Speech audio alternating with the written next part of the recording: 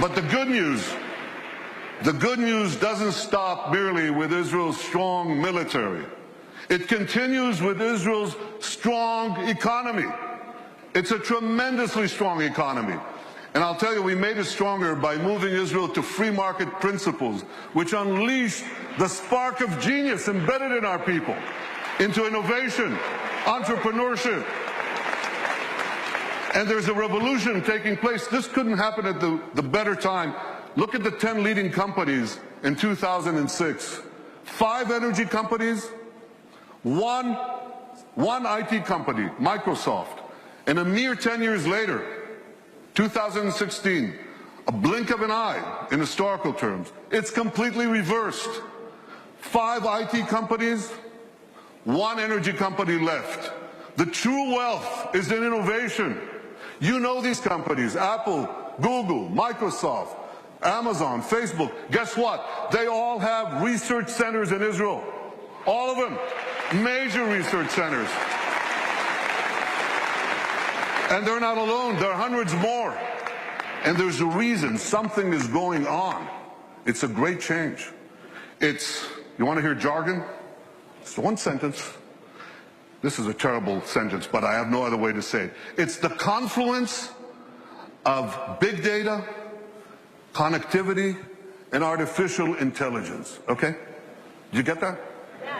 You know what that does? It revolutionizes old industries, and it creates entirely new industries. So here's an old industry that Israel was always great in, agriculture. We're always good in agriculture. But now we have precision agriculture. You know what that is? See that drone in the sky? He's connected to a big database. And there are sensors in the field. And in the field, there's drip irrigation and drip fertilization.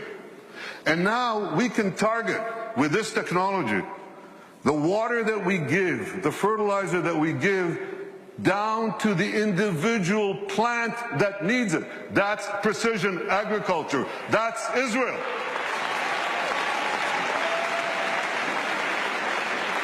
Unbelievable.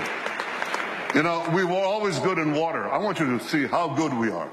So we recycle almost 90% of our wastewater. The next country with less than 20% is Spain. You can see how Israel, what it does for water, what it does for the environment. So when you take these two things, agriculture and water, and the other technologies that we apply in both, we can change the world. We are. We are. I just heard about an African woman in Africa has to walk 8 hours a day to give water to her children. 4 hours one way to a well, 4 hours back. And a young Israeli company brought in this technology that improves on Moses. Remember Moses? He brought water from a rock. They bring water from thin air. They bring water to Africa, to millions of people in Africa. Israeli technology. And I was just recently in India. That's my friend, Prime Minister Narendra Modi. Great friend. I'm showing him cherry tomatoes. This is in Gujarat, India. This is Israeli technology. And what I heard there was fantastic. Farmers came from the region. There's an experimental farm there and a place where Israel gives technology know-how to Indian farmers. 65% of India's population are farmers. And one farmer after the other gets up and says, because of Israeli technology, I've increased my crop yields and my income 3 times, 4 times, 5 times. Israel is changing the world in India, in Asia, in Africa, in Latin America, everywhere. These are the old industries. Now they're new industries. Israel is literally, how can I say this? Israel is literally driving the world. I'm talking about autonomous vehicles. Israel is the world leader in autonomous vehicles. 500 tech companies that sprang out almost instantaneously. And one of them, Mobileye, up there on the left, was just sold to Intel for the paltry sum of $15 billion. But the interesting thing is, that Intel said to them, here are the keys to our 30 worldwide autonomous vehicle businesses. You run it. Israeli technology is driving the world.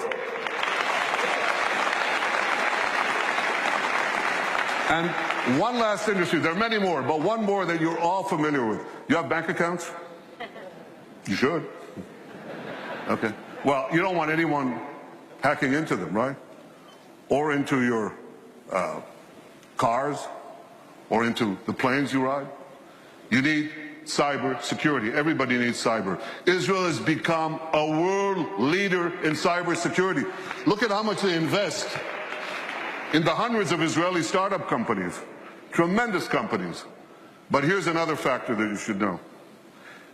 Israel's population is how much? Who knows? Class? 8 million. It's closer to 9, but it's about between 8 and 9 million. That's correct. And what percentage of that is of the world's population? Oh, come on. It's 1/10 of 1%. So what percentage do we get of the world global investment in cybersecurity, in private investment in cybersecurity? We're 1/10 of 1% of the world's population, and we get a whopping 20% of global private investment in cyber. We're punching 200 times above our weight.